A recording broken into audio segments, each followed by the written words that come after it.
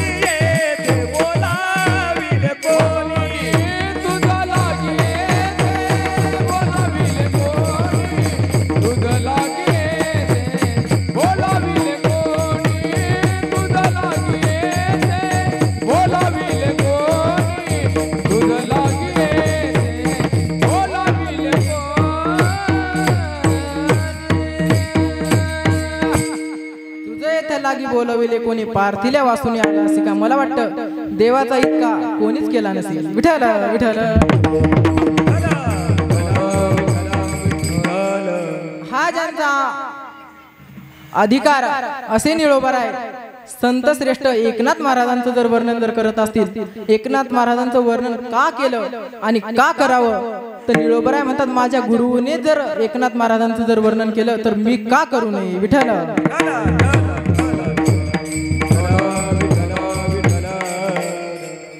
निळोबाराय म्हणतात माझे गुरु जर एकनाथ महाराजांचं जर वर्णन जर करत असतील तर मी का करू नये. यथार्थ इथं जे वर्णन होणार आहे ते वर्णन यथा योग्य आहे. आणि निळोबाराय म्हणतात की जसं ज्ञानोबारायचं वर्णन नामदेव महाराजांनी केलं, जसं नामदेव महाराजांनी तुकोबारायचं सुद्धा वर्णन केलं, कारण की अवतार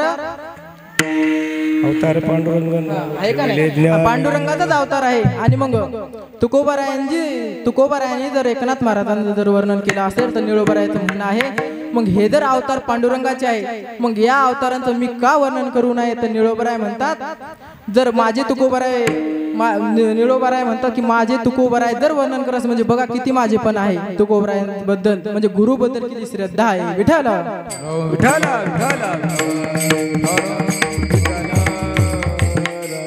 खरंच महाराज गुरुचरणी श्रद्धा गाडी आणि हरिभजनाची गोडी निळोबारायचं प्रमाण आहे.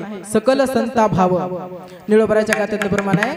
आणि निळोबाराय जर एकनाथ महाराजांचं वर्णन करतात तर मग इथं जनाबाई महाराज म्हणतात की मी त्या निळोबारायचं वर्णन का करू नये.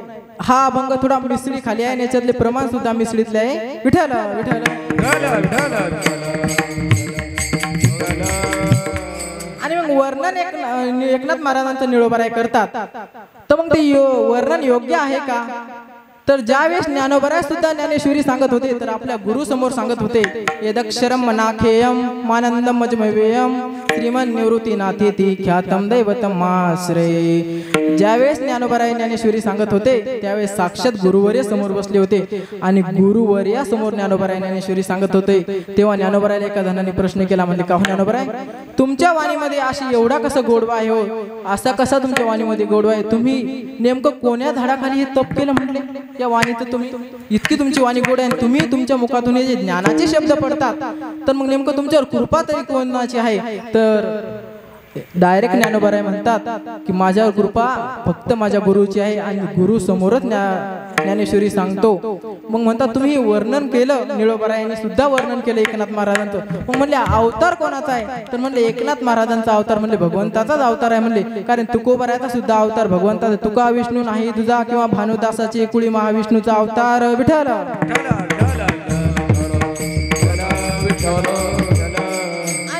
भगवंताचे अवतार असल्यामुळे निळोबराय म्हणतात मी त्यांचं वर्णन का करू नये, मग मी त्यांचं वर्णन केलं पाहिजे. एकमेकांचं वर्णन करण्याची सवय असते. ऐका, एकदा गाढवाचं उंटाचं लग्न होतं आणि उंटाचं लग्न असताना उंटाने सर्व जंगलामध्ये आमंत्रण दिलं प्राण्यांना. उंटाचे मित्र जे असतील ते पशु पक्षी काय जे प्राणी असतील ते, आणि शेवटी त्यांनी गाढवाला आमंत्रण दिलं. आणि गाढवाला आमंत्रण दिल्याच्या नंतर गाढव महाराज तिथे उपस्थित झाले लग्नाला. संध्याकाळी उंट महाराजांना मुंडवळ्या वगैरे बांधल्या. 8चा लग्नाचा टाइम होता आणि 8 वाजता त्यांचं लग्न लागणार होतं आणि तितक्यात गाढव महाराज तिथे गेले.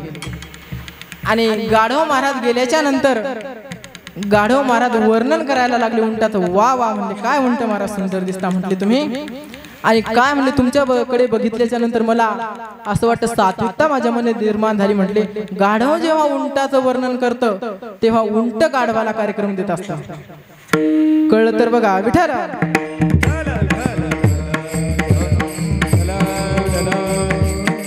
आणि उंटाने सांगितलं मग गाढव हे माझं वर्णन करते, नेमकं इथं काहीतरी काळा असलं पाहिजे. उंटाने सांगितलं गाढव महाराज आज संध्याकाळी जेवण झाल्याच्या नंतर तुमच्या गायनाचा कार्यक्रम म्हटलं. सगळ्यांचे जेवण झाल्याच्या नंतर तुमच्या गायनाचा कार्यक्रम मी सांगितलं तुम्हाला. उंटाचं वर्णन केल्याच्या नंतर उंट गाढवाला कार्यक्रम देत असतो. गाढव खुश कार्यक्रम भेटल्यावर. आणि मग संध्याकाळी गाढवाचा जेव्हा कार्यक्रम गायनाचा सुरू झाला तेव्हा उंट गाढवाचं वर्णन करत होतं. उंट गाढवाचं वर्णन करत असताना उंट म्हणत होता वा गाढव महाराज काय गायन करता, काय गायन करता तुम्ही. आणि असंच निळोबराय वर्णन करत होते एकनाथ महाराजांचं. त्यावेळेस निळोबरायला एका जणांनी प्रश्न विचारला, म्हणजे का हो निळोबराय तुम्ही एकनाथ महाराजांचं वर्णन करता परंतु त्यांचा तुम्हाला त्या निळोबराय म्हणतात की निळोबरायला म्हणाले की तुम्हाला त्यांच्याबद्दल काही माहिती आहे का, काही तुम्हाला माहिती नसताना तुम्ही सुद्धा त्यांचं वर्णन करता, पण तुम्हाला काहीतरी माहिती पाहिजे ना. तर निळोबरायने स्पष्ट सांगितलं, म्हणले मला एकनाथ महाराजांबद्दल माहिती जरी नसली परंतु मला त्यांचं वर्णन का करावं, कारण की माझ्या गुरुंच्या पावलावर मी पाऊल टाकलं. मार्ग धावून गेले आधी आणि तेनेची पंथे चालव जाता किंवा तेनेची पंथे न पडे गुंता कोठे काही, असं याप्रमाणे त्याच मार्गावर मी जातो. म्हणजे माझे गुरु ज्या मार्गाने गेले त्या मार्गाने सुद्धा मला जायचं आहे. आणि मग निळोबरायला सांगितलं त्या साधकांना, म्हणले की मी आता एकनाथ महाराजांचं जे वर्णन करणार आहे ते वर्णन यथार्थ करणार नाही म्हटले. तर म्हटले मग तुम्हाला यांच्याबद्दल काही माहिती आहे का, म्हणते मला माहिती नाही. तर त्यावेळेस म्हणतात की निळोबरायांच्या घरी वारीची परंपरा होती, पैठणची वारीची परंपरा होती निळोबरायांच्या घरी. आणि ती वारीची परंपरा असल्यामुळे निळोबराय पैठणची महिन्याची वारी करायची. आणि महिन्याची वारी करत असताना निळोबराय जेव्हा वारी करत होते त्या वारीमध्ये निळोबरायला गावात जे वारीमध्ये जे लोक असतात त्यांनी सांगितलं एकनाथ महाराजांचं ऐश्वर असं आहे तसं आहे. त्यांनी सांगितलं सगळं नाथ महाराजाबद्दल सगळं त्यांना माहीत झालं. आणि निळोबरायांच्या मनामध्ये एवढा अंतकरण निळोबरायाचं दाटून आलं महाराज. आणि दाटून आल्याच्या नंतर निळोबरायाने एकनाथ महाराजांसाठी जे शब्द उच्चारले त्यांना कोणती उपमा दिली त्या अभंगाच्या प्रथम चरणात. सकल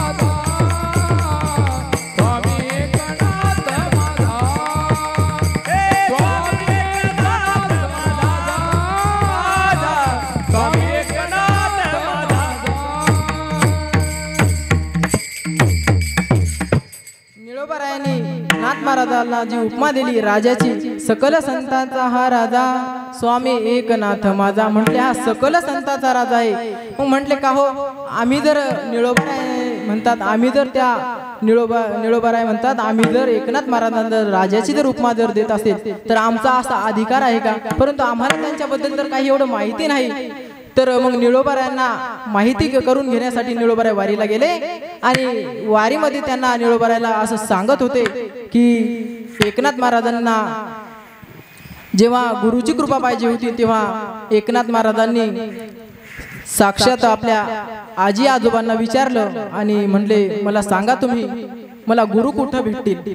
असं विचारल्याच्या नंतर म्हटले गुरु कुठं भेटतील असं आजी आजोबा म्हटले, तुला नेमकं तुमचा हा प्रश्न कसा झाला, मला काही कळलं नाही. म्हटले मला गुरु आणि मला गुरुचा शोध घ्यायचा. म्हटले एकनाथ महाराज म्हणतात, म्हटले जा म्हटले गंगे मातेला विचार, म्हणले गंगा मातेला किंवा गोदावरी मातेला विचार. म्हटले जा आणि गंगेच्या काठावर गेले. तिथं त्यांना गोदावरी मातेने आणि गंगा मातेने सांगितलं की तुम्हाला जनार्दन स्वामीचा अनुग्रह होईल. म्हटले तुम्ही देवगरी किल्ल्यावर जा, अर्थात दौलताबादचा किल्ला जो आहे त्या किल्ल्यावर जा. म्हणले तिथं ते वास्तव्य करतात, संत आहेत. म्हणले मोठे महाराज संताची भेट होणं अवघड आहे बरं का, बहु अवघड आहे. संत भेटी परी जगजेठी करुणा केली. संतांची भेट अवघड आहे, कारण की संत आपल्या जीवनामध्ये भेटणं हे आपलं भाग्य लागतं. विठ्ठला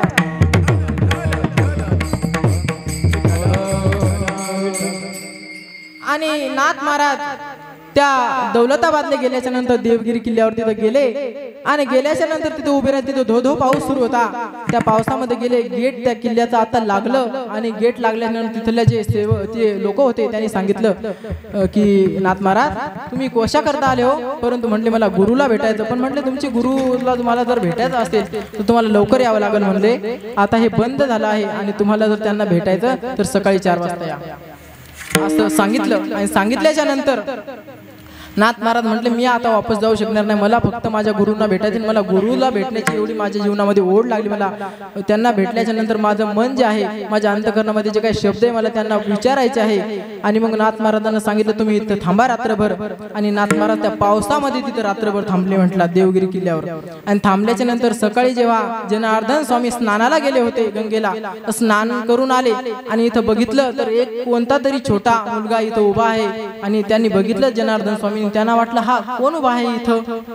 जनार्दन स्वामी आश्चर्यचकित झाले आणि त्यांना वाटलं नेमकं आहे तरी कोणतं. त्यांच्याकडे गेले आणि बघतात. म्हटले अरे नाथा तू इथे नेमकं कशासाठी आला. तर ज्यावेळेस त्यांनी जनार्दन स्वामीच्या चरणावर दंडवत घातलं, साष्टांग दंडवत घातलं महाराज. आणि त्यावेळेस ते सद्गुरूला शरण गेले. एकनाथ महाराज सुद्धा वर्णन करतात सद्गुरूशी शरण जाय आणि त्याशी ब्रह्म प्राप्त होय. विठ्ठला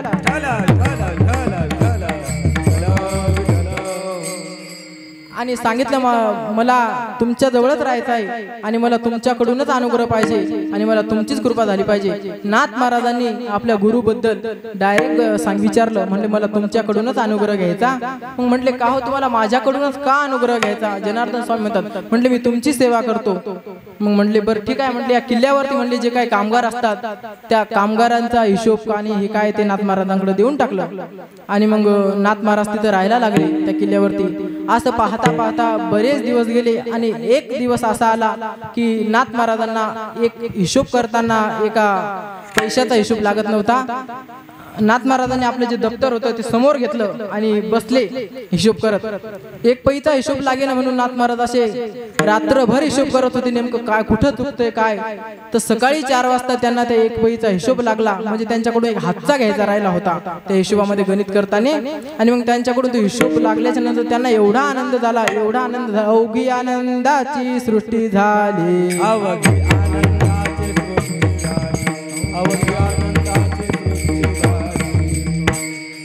अवघी आनंदाची सृष्टी झाली. अशी त्यांना एवढा आनंद वाटला.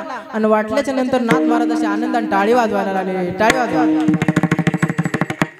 आणि टाळी वाजवल्याच्या नंतर जनार्दन स्वामी स्नान करून येत होते सकाळी. आणि जनार्दन स्वामीला वाटलं किल्ल्यावरती एवढ्या सकाळी टाळी वाजवतं तरी कोण. तर जनार्दन स्वामीने असं डोकून बघितलं आणि बघितल्याच्या नंतर बघतात तर नाथ महाराज हिशोब करतायत आणि नाथ महाराज एवढे आनंदी आहे. तर त्यावेळेस जनार्दन स्वामी नाथ महाराजांकडे गेले आणि म्हणले का रे नाथा तुला नेमकं झालं तरी काय, का टाळ्या वाजवतो एवढ्या सकाळी सकाळी? सगळेजण झोपलेले आहे, तू 4 वाजता वेड्यासारखी टाळ्या वाजवतो. म्हटले बाबा मला काहीच नाही झालं म्हटले, परंतु माझ्याकडून म्हणले बरेच दिवस झाले मला का नाही हिशोब करताना माझ्याकडून या हिशोब बरोबर लागत नव्हता आणि तुम्ही मला विचारला असतं म्हटले. मग मी हिशोब करत होतो, मला त्या हिशोबाचा सगळा म्हटले मेळ लागला आणि लागल्याच्या नंतर तो हातचा राहिला होता, तो हातचा घेतला म्हटले मी.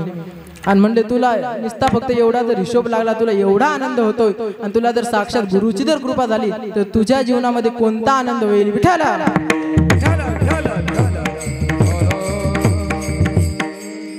बर म्हणले ठीक आहे, तुला जर आता एवढा आनंद होतो म्हणले तर उद्या माझ्यासोबत चाल म्हटले, शिलोभंजन पर्वतावर चाल.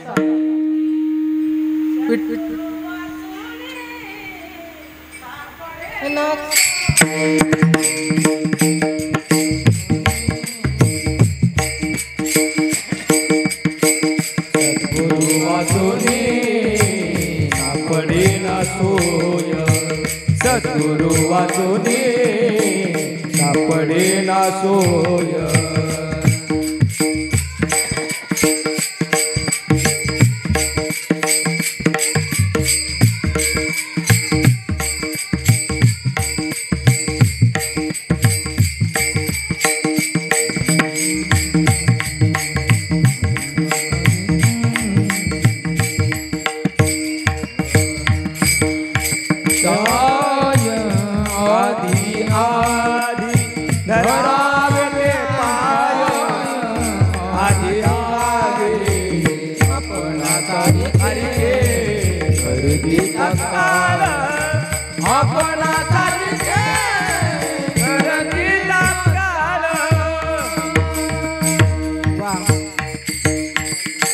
सद्गुरु वाचुनी सापडे ना कोणी, आणि सद्गुरु शिवाय त्यांना कोणी सापडत नव्हतं. म्हणून नाथ महाराजांनी जनार्दन स्वामींना सांगितलं, शरण गेले. शरण गेल्याच्या नंतर मग जनार्दन स्वामी म्हटले, नाथा तू उद्या माझ्या समोर बस आणि मी काही शिलोभंजन पर्वतावर जाणार आहे. जनार्दन स्वामीला साक्षात दत्तात्रयांचा अनुग्रह होता आणि दत्तात्रय त्यांना शिलोभंजन पर्वतावरती दररोज वेगवेगळ्या रूपामध्ये भेटायचे म्हणतात, वेगवेगळं. आणि एक दिवस मग नाथ महाराजाला घेऊन जनार्दन स्वामी त्या शिलोभंजन पर्वतावर गेले आणि गेल्याच्या नंतर तिथं त्यांनी बघितलं की आज दत्तात्रय कोणत्या रूपामध्ये येणार आहे. तर तिथं दत्तात्रय त्या दिवशी मलगंगाचं रूप घेऊन आले होते आणि आल्याच्या नंतर त्यांना ते ओळखू येत नव्हते. परंतु मग हे म्हटले माझे गुरु वेड्यासारखं का बघताय तिकडे तिकडे इथल्या लोकांना, आणि असं नाथ महाराजांच्या मनामध्ये आले. परंतु जनार्दन स्वामींनी दत्तात्रयाला तेव्हाच ओळखलं आणि ओळखल्याच्या नंतर त्यांच्या चरणावर साष्टांग दंडवत घातलं आणि त्यांच्या सोबत गेले आणि एका साईडला बसले.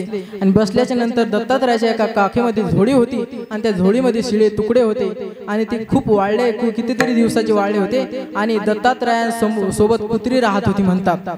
आणि त्या कुत्रीचं दत्तात्रयाने दूध काढलं आणि काढल्याच्या नंतर एका पातेल्यामध्ये दूध घेतलं, ते खापराच्या भांड्यामध्ये. आणि दूध घेतल्याच्या नंतर ते शिळे जे तुकडे होते ते त्या दुधामध्ये भिजू घातले आणि भिजू घातल्याच्या नंतर दत्तात्रय आणि जनार्दन स्वामी सोबत खात होते आणि हे सगळं नाथ महाराज बघत होते. नाथ महाराज म्हटले आपले गुरुवर्य आश्रमावर तिथले शुद्ध करतात आणि इथे कुत्रीच्या दुधाचा काला खातात, असं नाथ महाराजांच्या मनामध्ये निर्माण झाली शंका. आणि मग जनार्दन स्वामी म्हटले नाथा घे ना थोडासा प्रसाद. जनार्दन स्वामी म्हटले नाथा घे थोडासा प्रसाद. त्यावेळेस नाथ महाराज म्हणले नाही ना मी सकाळ नाश्ता केलेला आहे, मला काही नको म्हटले. अरे घे थोडासा घे. बळजबरी नाथ महाराजांना प्रसाद दिला आणि दिल्याच्या नंतर नाथ महाराजांना तिथं जनार्दन स्वामीचा अनुग्रह झाला. अनुग्रह झाल्याच्या नंतर नाथ महाराजांना बोध झाला, जनार्दन स्वामीचा गुरुचा बोध झाला साक्षात. त्यावेळेस नाथ महाराज म्हणा लागले मला साक्षात ब्रह्मप्राप्ती झाली, ब्रह्मप्राप्ती झाली. म्हटले या जगामध्ये मला एवढा आनंद झाला, एवढा आनंद झाला, किती आनंद झाला ज्ञानोबरावर अवघे चित्रे लोकी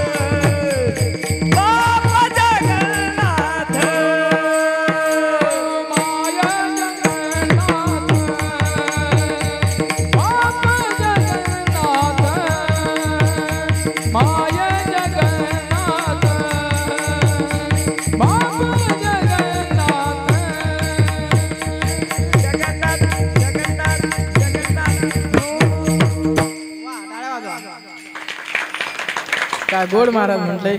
खरंच महाराज गायनाची रंगी शक्ती अद्भुत आहे अंगी. खरंच त्यांच्या अंगी गायनाची शक्ती आहे बरं का विठ्ठल.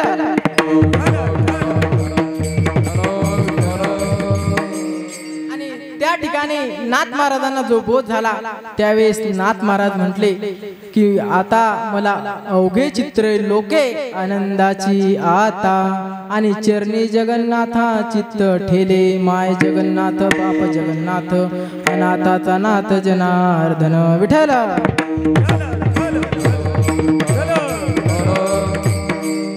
संत जीवनामध्ये भेटणं कठीण आहे परंतु मला सांगा ज्ञानोबरायासारखे संत या जगामध्ये होऊन गेले. ज्यावेळेस ज्ञानोबरायांनी आळंदीमध्ये आल्याच्या नंतर ज्ञानोबराय संत होते का नव्हते का? ज्ञानोबराय संत नव्हते महाराज. विश्वमाऊली संत श्रेष्ठ श्री ज्ञानोबरायांना संत सम्राट म्हणायचे. सम्राट असा ज्यांचा अधिकार त्यांना सम्राटाची पदवी दिली ती ज्ञानोबरायला. आणि मग हे संत का नव्हते असे म्हणले त्यांना. मग जे संत जर असतील तर हे जर आपल्यासारख्या लोकांना जर कळत नसतील तर मग त्यांच्या संत कळण्याकरता माणसाचं पुण्य लागतं बरं का. पुण्य पोशिले बहुता असं पुण्य पाहिजे. ज्ञानोबरायाची ओवी आहे परंतु पुढचं मला आठवत नाही विठ्ठल. पुण्य पोशिले असाधारणे ते तुझीची गुण वानने देऊन आज उत्तीर्णे झाली विठ्ठल. पुण्य फळले बहुता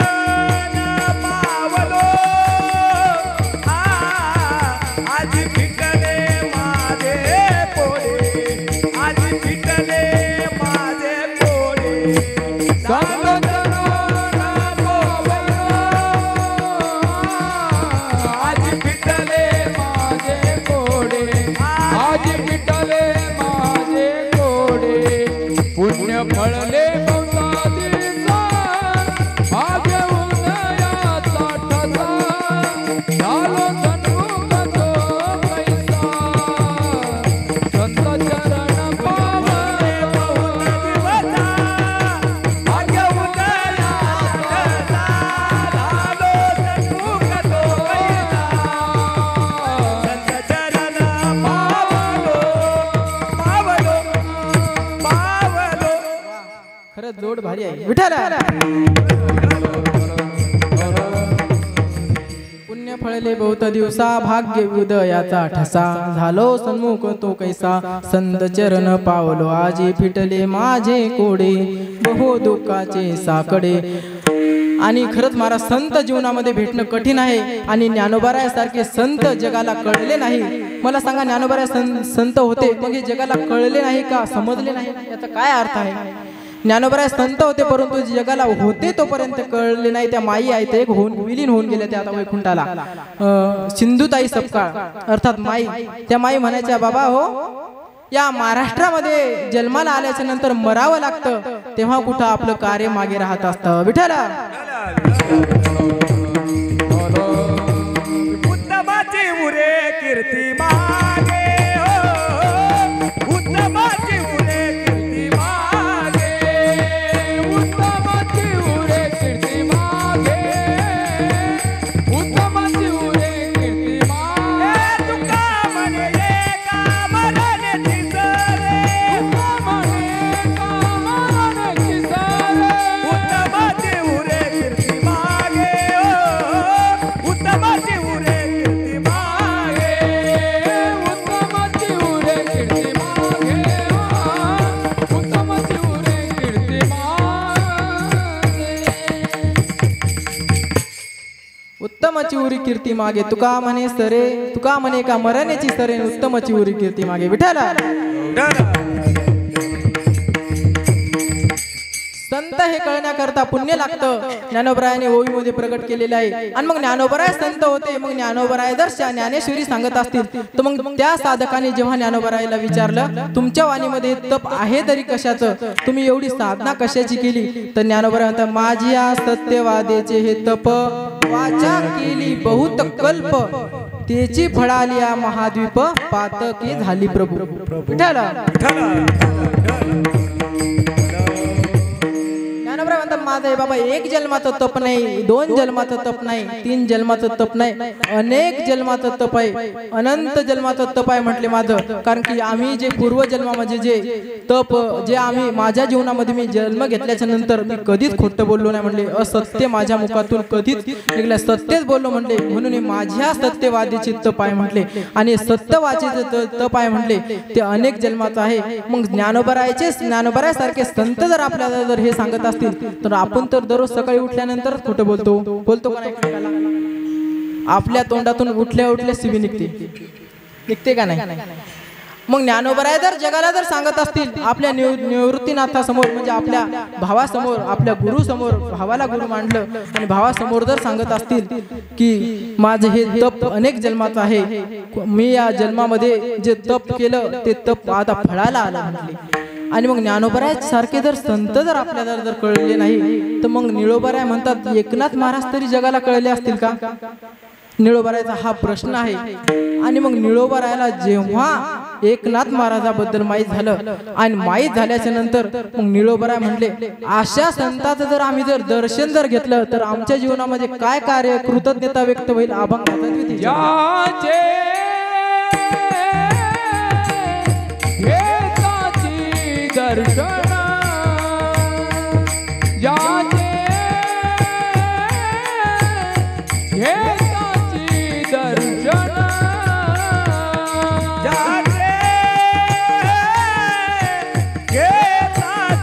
दर्शन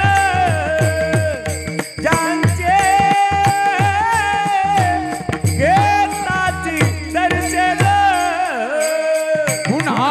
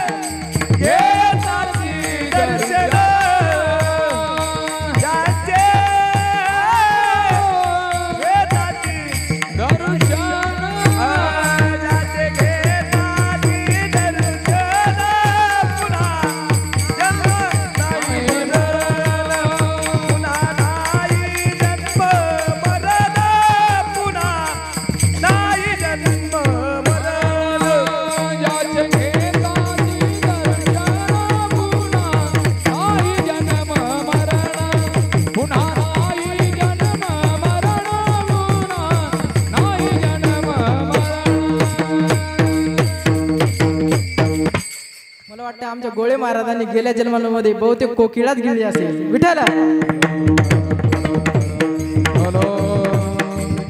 पहाडी आवाज आहे महाराज. खरंच इंद्रासारखे वादक आहे आणि गंधर्वासारखे जर गायक असेल कीर्तन पडायचा प्रश्न निर्माण होत नाही. खरंच ना त्यांच्यासाठी जेवढं वर्णन करावं तेवढं थोडं आहे. काय प्रमाणे देतात महाराज. विठ्ठल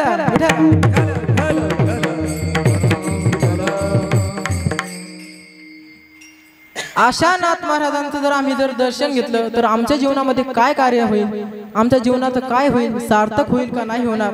तर निळोबाराय म्हणले आम्ही त्या नाथ महाराजांचं दर्शन घेतल्याच्या नंतर आम्हाला जन्म सुद्धा नाही म्हटले आणि मरण सुद्धा नाही. किती सहज शब्द निघले निळोबारायच्या मुखातून.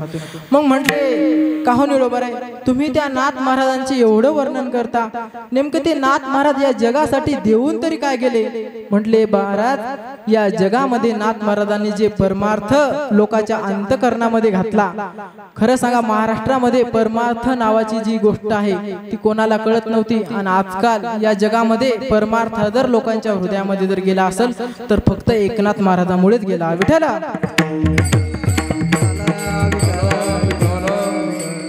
नाथ महाराजांनी काही भारूड, काही गवळणी, काही पिंगळे असे पद्धतीने त्यांनी ग्रंथ लिहिले, एकनाथी भागवत लिहिलं आणि असे अनेक ग्रंथ एकनाथ महाराजांनी लिहिले आणि त्यांच्यामुळे लोकांच्या अंतकरणामध्ये परमार्थाची आवड लागली.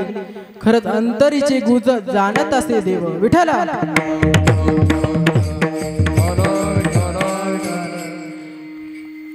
त्या देवाला जर वापस पाठवणारी निळोबाराय असतील तर मग देवाला एकनाथ महाराजाबद्दल का दया आली नाही? म्हटले मग एकनाथ महाराज होते कोण? तर मला सांगा. फक्त देव तुकोबाराय म्हणतात देवते संत, देवते संत फक्त निमित्त त्या प्रतिमा, फक्त निमित्त आहे म्हटले. मग देव जर संत जर असतील आणि तो देव जर जेव्हा ज्ञानोबाराय नमस्कृत्य हा या पदावर जेव्हा व्याख्यान करत होते तेव्हा देवाला नमन करत होते आणि ज्यावेळेस ज्ञानोबाराय देवाला नमन करत होते, देवाला नमस्कार करत होते आणि तो देव संतांना नमस्कार करतो. घाली दंडवत पूजोने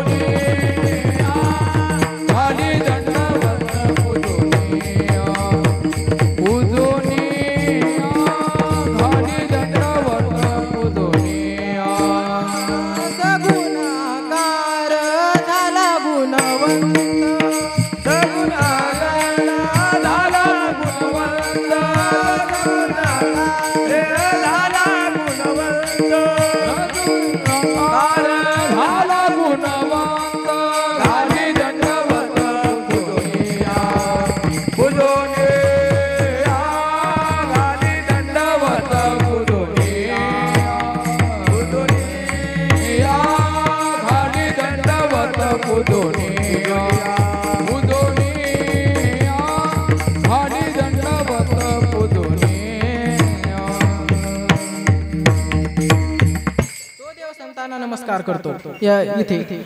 मग देव जर संतांना नमस्कार करत असेल तर मग देवाला नमस्कार करण्याचा आपल्याला काही गरज नाही. पूर्ण महाराष्ट्र त्या देवाच्या चरणावर नमस्कार करतो आणि तो देव संतांना नमस्कार करतो. कारण की त्या देवाला माहिती आहे संतांच्या हृदयामध्ये मी आहे, त्यांच्या संतांच्या अंगी नम्रता आहे. कारण की नम्र झाला भूता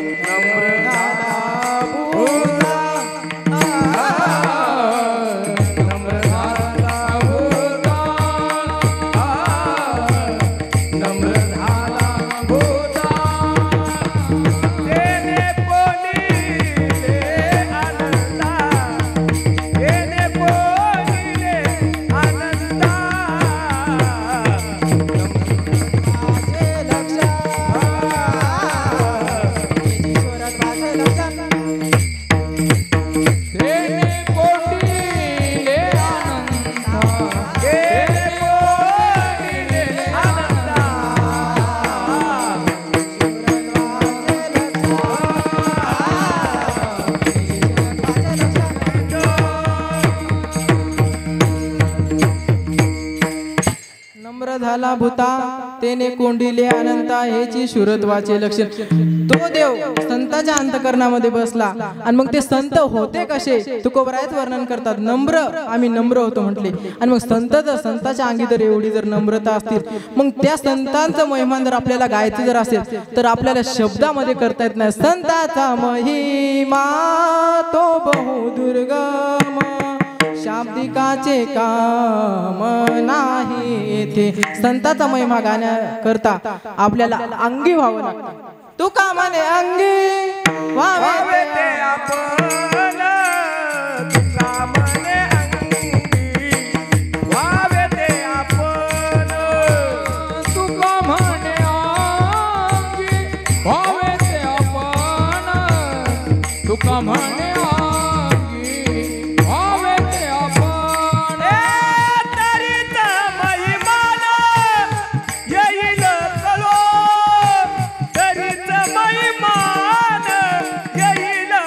कळो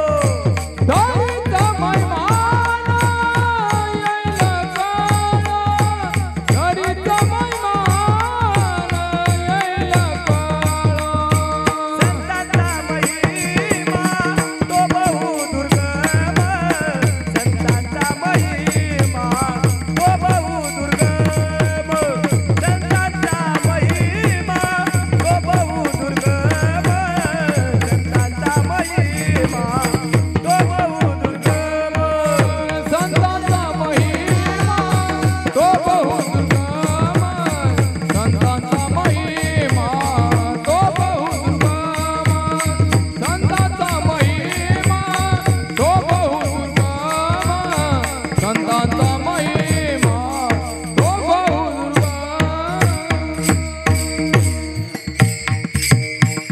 तुका म्हणे अंगी व्हावे ते आपण तरीच महिमान येईल कळो. संताचा महिमा तो बहु दुर्गम. या संताचा महिमा कळण्याकरता आपल्याला संत कळणं महत्वाचं आहे आणि संत कळण्याकरता आपल्या जीवनामध्ये पुण्य लागतं. मग ते पुण्य ज्ञानोबरायाकडे होते. म्हणून ज्ञानोबराय म्हणतात मला माझे निवृत्तीनाथ माझे देव जे असणारे माझे जे गुरु आहे ते मला कळले. मग तो देव त्या संतांना नमस्कार करतो. का नमस्कार करतो? कारण की त्यांच्या हृदयामध्ये अंतकरणामध्ये भगवंत चराचरामध्ये बसलेला आहे. जनाबाई महाराज म्हणतात देव आहे देव आहे हृदय मंदिरी शोधून पाय म्हटलात. आपल्या हृदयामध्ये देव बसलेला आहे परंतु आपल्याला शोधावं लागतं. मग म्हटले महाराज तो हृदयामधला देव जर आम्हाला शोधायचा असले तर त्याच्यासाठी काही करावं लागतं का? महान संत होते आणि संत जे होते ते असते आपलं पिशासारखे राहतात. महान संत होते महाराज. ऐका एक कथा आलेली आहे अशी. आणि ते संत जगामध्ये फिरत होते आणि सकाळची त्यांना भूक लागली.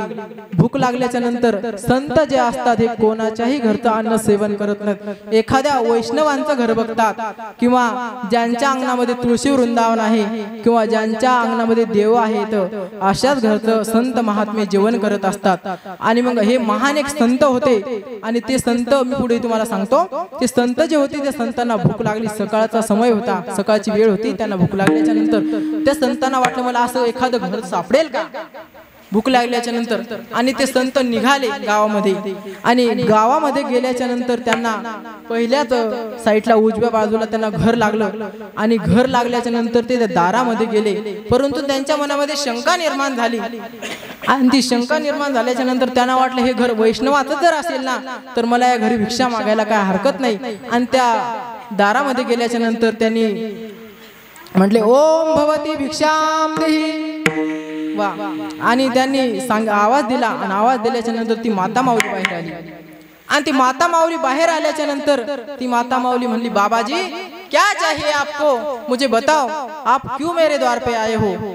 तर त्या संतांनी सांगितलं माई माता बघा संताच्या अंगी किती नम्रता आणते किती नम्रता असते महाराज. तर संत ते संतच असतात आणि त्यांच्या अंगी एवढी नम्रता आहे. त्यांनी त्या माता माऊलीला मातेची डायरेक्ट मातेची प्रतिज्ञा सांगितली. म्हटले माता मला कानी भूक लागली म्हटले आणि मला एखादी जर भाकर किंवा पोळी जर असेल तर मला देता का. संतांनी मागितलं आणि मागितल्याच्या नंतर ती माता माऊली म्हटली बाबा तुम्ही इथं उभे राहा. म्हटले मी आता चुलीवर गरम गरम ज्वारीच्या भाकरी करते म्हटले तुम्हाला घेऊन येते. आणि ती माता माऊली आतमध्ये गेल्याच्या नंतर एक ज्वारीची भाकर घेतली त्याच्यावरती ठेसा घेतला आणि त्याच्यावरती तेल टाकलं आणि तेल टाकल्याच्या नंतर ती ज्वारीची भाकर घेऊन गेली.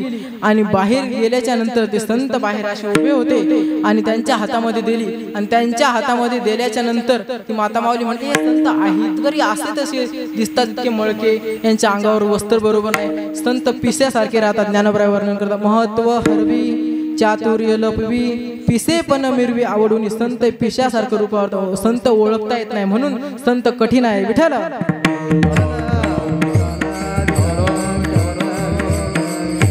आणि त्या माता माऊलीने ती त्या संतांना भाकर दिली आणि दिल्याच्या नंतर त्या संतांनी ती भाकर घेतली महाराज. आणि घेतल्याच्या नंतर समोर गेले आणि त्यांच्या मनामध्ये विचार आला. म्हटले आपण संत आहोत आणि या जगातले लोक आपल्याकडे संताच्या नजरेने बघतात. हे कोणतरी मोठे साधू आहे संत आहेत आणि हे जर अशा हातामध्ये जर भाकर घेऊन जात असतील आणि त्या माता माऊली कोण भाकर घेतली यांना त्या माता माऊलीला जर काही जर देत नसतील तर मग हे संत नेमके कोणते आहेत. मग त्या संताच्या मनामध्ये शंका निर्माण झाली. ती शंका निर्माण झाल्याच्या नंतर त्यांना असं वाटलं आपण ज्या घरून ज्या माता माऊली कोण भाकर आणली त्या माता माऊलीला आपण काहीतरी दिलं पाहिजे. आणि त्यांनी तीच भाकर तशी घेतली आणि त्या माता माऊलीच्या दारात गेले आणि पुन्हा आवाज दिला ओम भवती भिक्षाम देही. त्या माता माऊलीला वाटलं नेमके पुन्हा बाबा आले पुन्हा त्यांना एखादी भाकर लागत असेल एका भाकरीत त्यांचं पोट भरलं नसेल म्हणून ती माता माऊली पुन्हा एक भाकर हातामध्ये घेते त्याच्यावरती पुन्हा ठेसा घेते पुन्हा दारात येते आणि म्हणते बाबा काय झालं म्हणते तुम्हाला का आले तुम्ही परत. म्हणले तुमचं जर पोट नसेल भरलं तुम्ही पुन्हा एक भाकर घेऊन जा म्हटले. आणि म्हटले तुम्हाला जर खायचे असेल किंवा इथं बसून का. पण ते संत म्हणतात माता तू माझं खरंच मी खूप भुकेला आहे आणि तू मला अन्न देते आणि या अन्नाच्या बदली मी तुला काहीतरी द्यावं माझी अशी इच्छा आहे.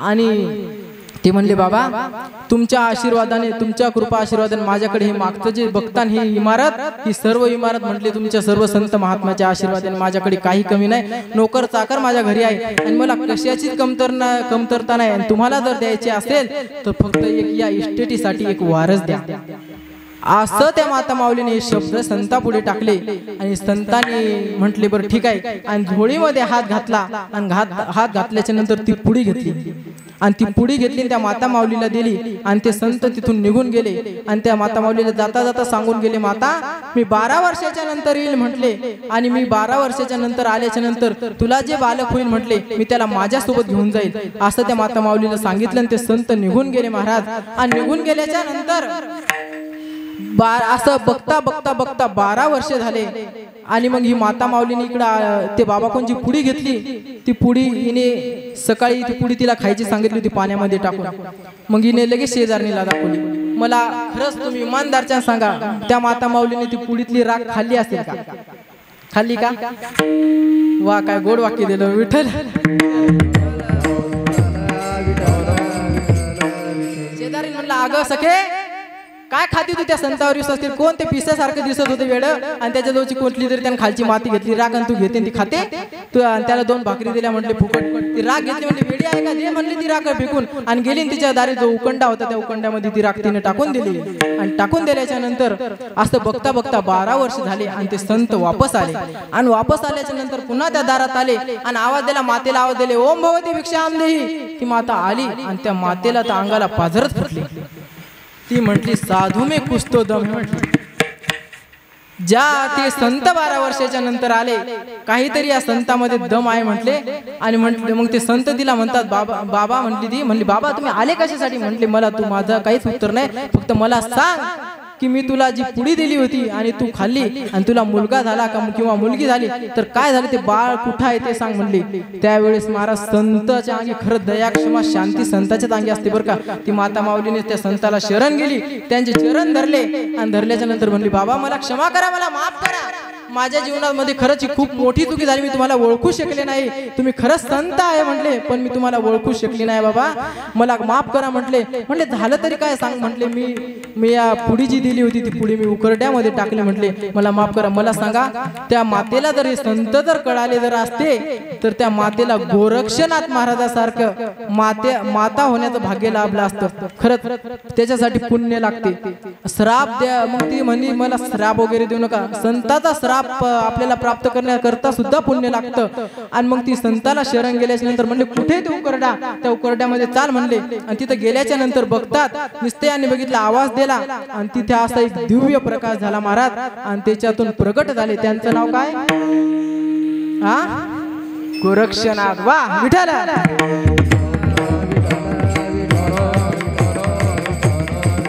याचा अर्थ तुम्हाला कथा कळली विठ्ठल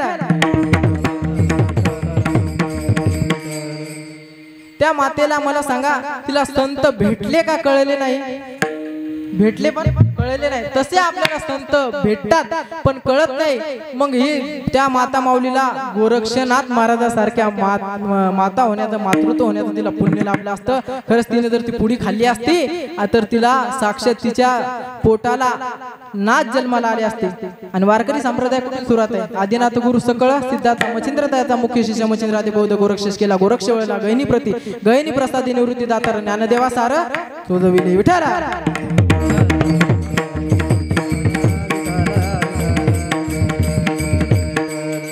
नाथाचा आई होण्याचं भाग्य तिला लाभलं असतं कारण की तुकोबाराय म्हणतात तुकोबारायाने त्या मातेला धन्यता दिलेली आहे तिने जर पुत्र जर चांगला जर जन्माला घातला तर त्या मातेला तुकोबारायाने साक्षात धन्यता दिलेली आहे कुळी कन्या पुत्र होती जे सात्विक तयाचा हरिक वाटे देवा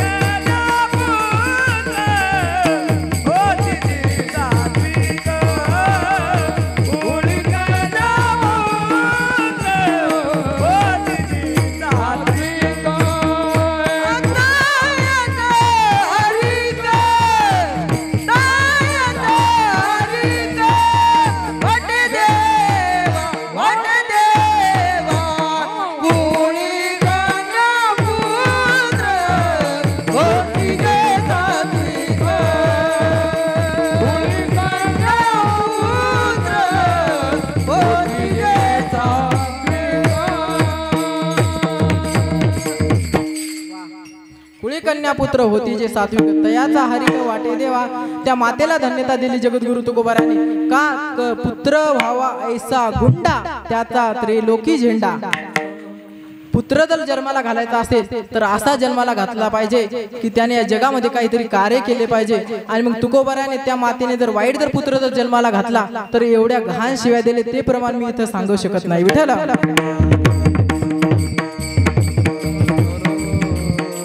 कारण की माझा एवढा अधिकार नाही बाबा समोर असे असले प्रमाणे सांगायचा. म्हणजे तुकोबाराच्या गाथ्यातलेच आहेत परंतु मी सांगू शकत नाही. विठ्ठल एवढ्या घाण शिव्या दिल्या एवढ्या घाण शिव्या दिल्या. त्या मातेची निंदा सुद्धा केली का कारण की तिने पुत्र जर वाईट जर जन्माला जर घातला तर मातेची निंदा केली आणि पुत्र जर जन्माला जर चांगला जर घातला तर त्या मातेची तुकोबाराने स्तुती केली. धन्य माता पिता तयाची या. विठ्ठल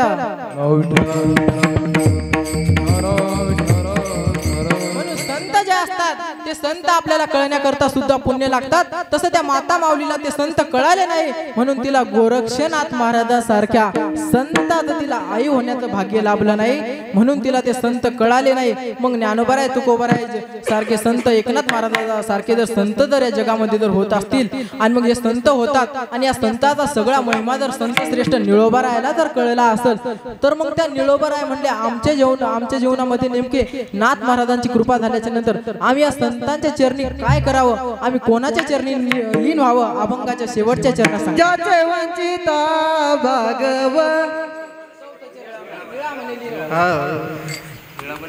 निळा म्हणेली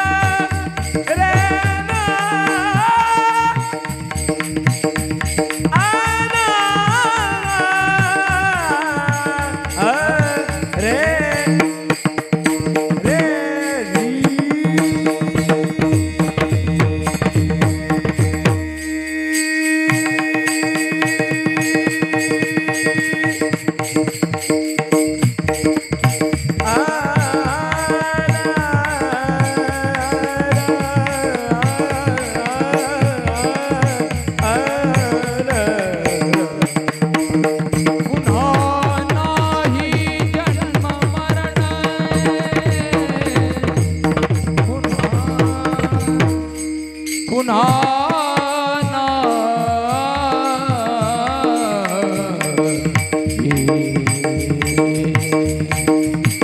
पुन्हा नाही जन्म मरण